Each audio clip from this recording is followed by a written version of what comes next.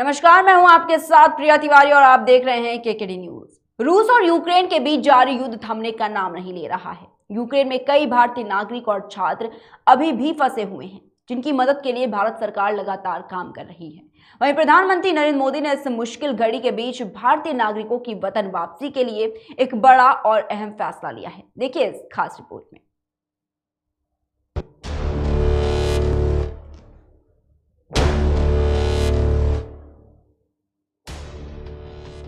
रूस और यूक्रेन के बीच लगातार युद्ध जारी है।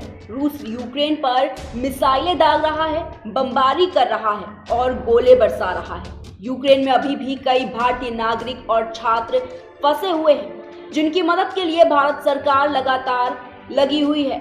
हवाई क्षेत्र के बंद होने के बाद भारत ने 26 फरवरी को यूक्रेन के पड़ोसी देशों से अपने फंसे हुए लगभग 14,000 नागरिकों को निकालने का अभियान शुरू किया था, जो कि अभी भी जारी है। लेकिन इन बुरे हालातों के बीच प्रधानमंत्री नरेंद्र मोदी ने युद्धग्रस्त देश में फंसे भारतीय नागरिकों को निकालने के लिए एक बड़ा फैसला किया है। भारत सरकार ने यूक्रेन से ऑपरेशन गंगा के तहत चल रहे निकासी अभियान में भारतीय वायुसेना को भी शामिल करने का निर्णय लिया है।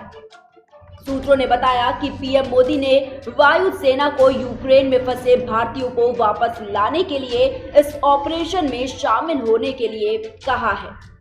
भारतीय वायुसेना भारतीयों को निकालने के लिए कई C-17 विमान तैनात कर सकती है। लोगों को निकालने के साथ साथ IAF के विमान मानवीय सहायता को अधिक कुशलता से देने में भी मदद करेंगे।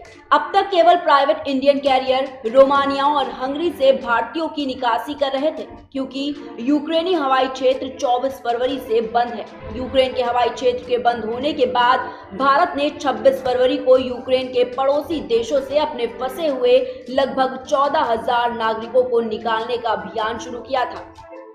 आपको बता दें कि इससे पहले केंद्र सरकार ने यूक्रेन में फंसे छात्रों समेत सभी भारतीयों को देश वापस लाने के लिए 4 केंद्रीय मंत्रियों को युद्धग्रस्त देश के पड़ोसी देशों में भेजने का फैसला किया था।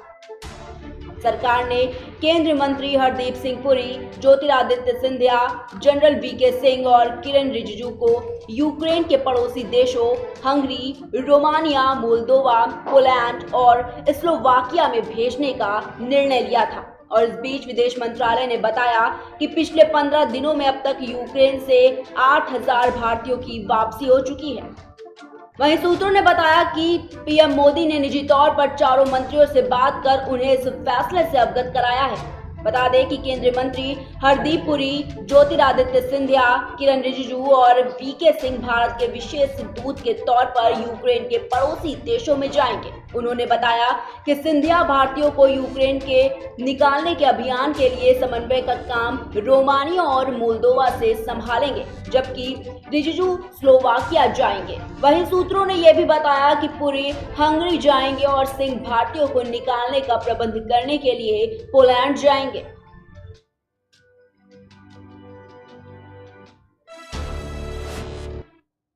वहीं रूस और यूक्रेन के बीच लगातार जंग जारी है। हजारों सैनिक इस युद्ध में अपनी जान गंवा चुके हैं। वहीं यूक्रेन में अब खाने पीने का भारी संकट पड़ रहा है। इस संघर्ष को खत्म करने के लिए अंतर्राष्ट्रीय स्तर पर कोशिशें और भी तेज हो गई हैं। संयुक्त राष्ट्र मानवाधिकार परिषद में इस मामले पर आपात चर्चा के लिए वोटिंग की गई, लेकिन इस वोटिंग का क्या नतीजा रहा, देखिए इस खास रिपोर्ट में।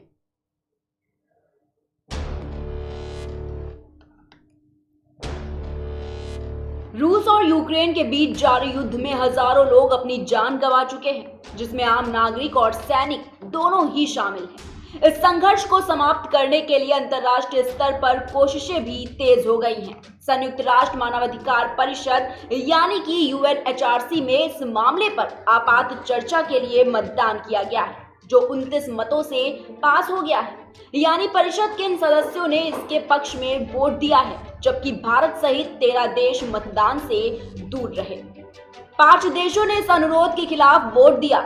इनमें रूस के अलावा चीन, इरिट्रिया, क्यूबा और वेनेजुएला शामिल है। वहीं मतदान से दूर रहने वाले देशों में भारत के अलावा आर्मेनिया, गैबोन, कैमरून, कजाकिस्तान, मोल्टानिया, Namibia, Pakistan, Senegal, Somalia, Sudan, संयुक्त अरब अमीरात और उज्बेकिस्तान शामिल हैं। यूएनएचआरसी अब गुरुवार को तत्काल बहस भी करेगा और इस चर्चा के दौरान सभी देश यूक्रेन द्वारा प्रस्तावित एक मसौदा प्रस्ताव पर विचार कर सकते हैं, जो 2014 से रूस द्वारा कथित उल्लंघनों की उच्च स्तरीय जांच की मांग करेगा। इससे पहले भी भारत ने संयुक्त राष्ट्र में यूक्रेन के मसले पर हुई वोटिंग में हिस्सा नहीं लिया था। संयुक्त राष्ट्र मानवाधिकार परिषद ने यूक्रेन पर एक तत्काल बहस करने के लिए मतदान किया, जिसके तहत कथित मानवाधिकारों के उल्लंघन की जांच के लिए एक प्रस्ताव पर विचार किया जाएगा। वहीं वोट से पहले बोलते हुए जिनेवा में संयुक्त राष्ट्र में यूक्रेन के स्थायी मिशन ने कहा कि रूसी सेना किंडरगार्टन और अनाथालयों, अस्पतालों और मोबाइल चिकित्सा सहायता ब्रिगेडों को विशेष रूप से लक्षित करके लोगों के बीच दहशत फैलाने की कोशिश कर रही है। ऐसा करना युद्ध अपराध के तहत आता है। फिलिपेंको ने यह दावा किया कि रूस का हमला केवल रूस पर ही नहीं था, बल्कि संयुक्त राष्ट्र के प्रत्येक सदस्य देश, संयुक्त राष्ट्र पर और इस संगठन की रक्षा के लिए बनाए गए सिद्धांतों पर था।